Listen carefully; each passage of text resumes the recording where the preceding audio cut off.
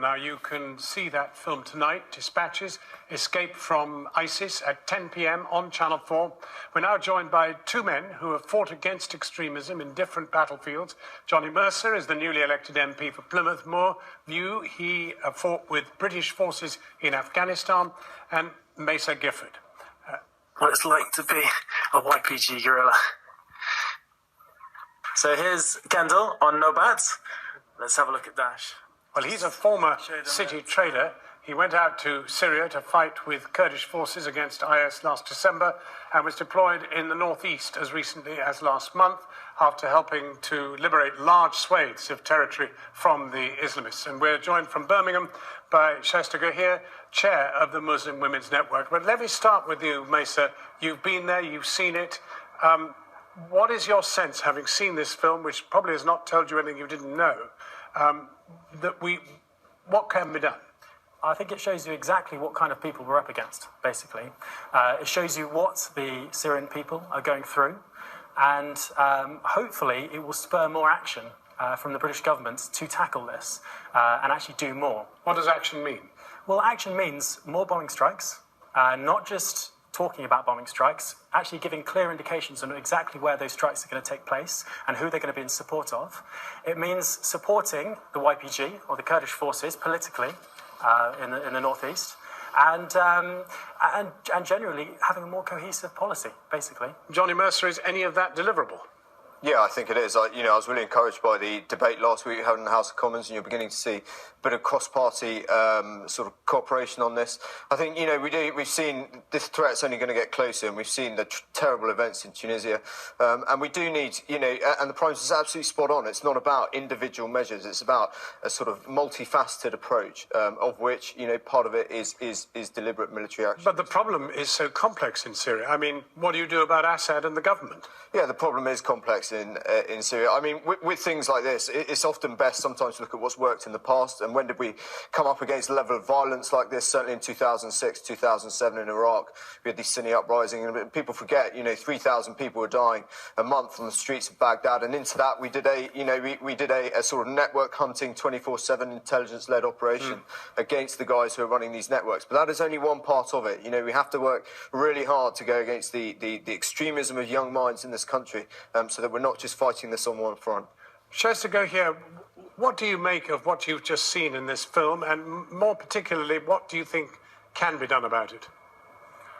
Very upsetting. I couldn't see the footage, I could hear it. It's very upsetting, very disturbing. I do think more needs to be done, and I agree. I think we need multiple approaches.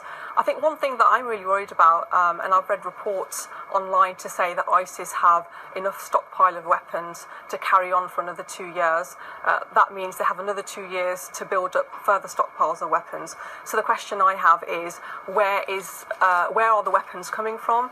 Why can't the Western governments and other governments in the region stem that flow of weapons going into the region? Can I just ask you, this really seems to expose the plight of women more than anything else.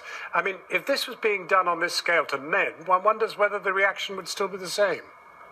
I think regardless of whether it's being done to men or women, I think we do need to intervene. I think this is the worst refugee crisis we've had in decades. I think more needs to be done on the humanitarian front as well. So I definitely think more action needs to be done. But I do think in terms of policies and strategies, we do need to not just look at the bombing approach, because obviously civilians will get killed as well, but why can't we stop them from getting the weapons, and who is supplying them with the constant supply of weapons? Let me go to Mercer, who's been there. I mean, who is arming ISIS? Could you tell?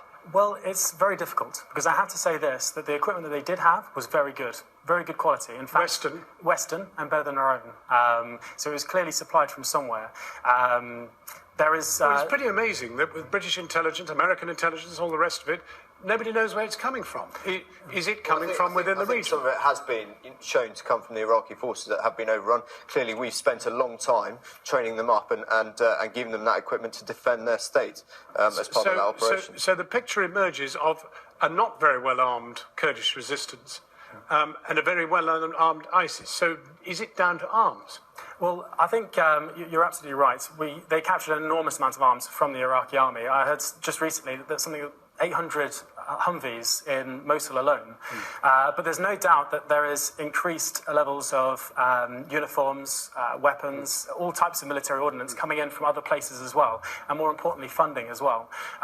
There are certain accusations that that Turkey as well has been assisting the Islamic State, particularly against the Kurds, because there are only reasons. You see, it's interesting. David Cameron talks about a full spectrum response, but there's not going to be a full spectrum response.